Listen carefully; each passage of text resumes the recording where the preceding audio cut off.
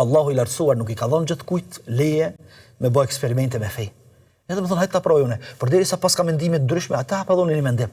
Mirë, kush e jep këtë mendim? Kush është ai që jep mendim?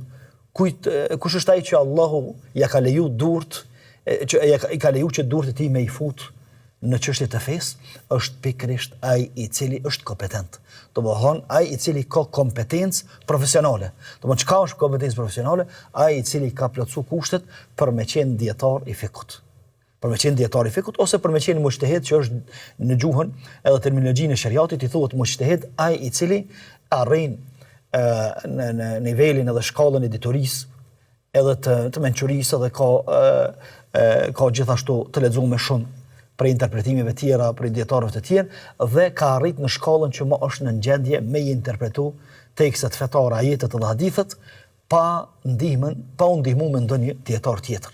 E këtij Allahu i ka dhënë leje, mirë, po jo gjithkujt, për arsye se çështjet e fesë, edhe pse po themi janë praktike, mirë, po janë më të mëdha se sa me i fut gjithkush durt në tu.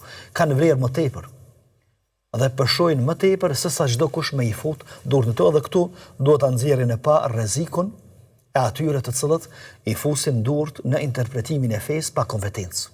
Qoftë me niyet të mirë, qoftë me niyet jo të mirë, edhe pse niyeti i mirë nuk është i mjaftueshëm këtu përderisa nuk jemi kompetent, edhe përderisa nuk jemi thirrur për me bë këtë interpretim të fekut ose dispozitave të fekut.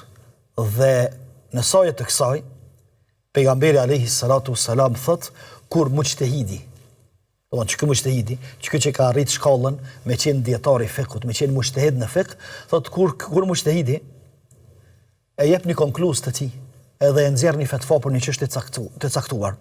Nëse ja qëllon, domethënë e ka goditur të saktën, atëherë ka dy shpërblime. Shpërblimin e parë për angazhimin, për lodhjen, për mundin që ka bërë, dhe shpërblimin e dytë që e ka qëlluar. Ndërsa nëse nuk ja qëllon, atëherë ka një shpërblim, do të thonë prap nuk është pa shpërblim. E ka shpërblimin e lodhjes dhe angazhimit. Pse Allahu më e shpërbly këto? Për arsye se Allahu pikërisht personit të tillë i ka dhënë leje që me bëj ijtihad edhe me bë angazhim edhe me dhënë mund në interpretimin e meseleve edhe çështjeve të fekut të cilat lejojnë interpretim, sepse kemi çështje na të cilat nuk lejojnë interpretim, mirë, po flasim për ato gjithnjë për ato të cilat lejojnë interpretim.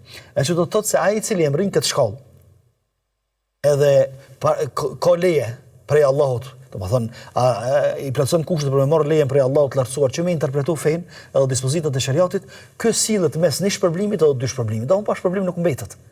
Ose i ka dy shpërblime ose një shpërblim, sikurse e shpjegum. Mirë, që do të thotë se ai i cili interpreton Islam, edhe interpreton dispozita, edhe nxjerr fetva, edhe flet në emër të Allahut, edhe i fut durt në çështje të fesë, çka nuk është kompetent, ai sillet mes një gjunohit edhe dy gjunoheve.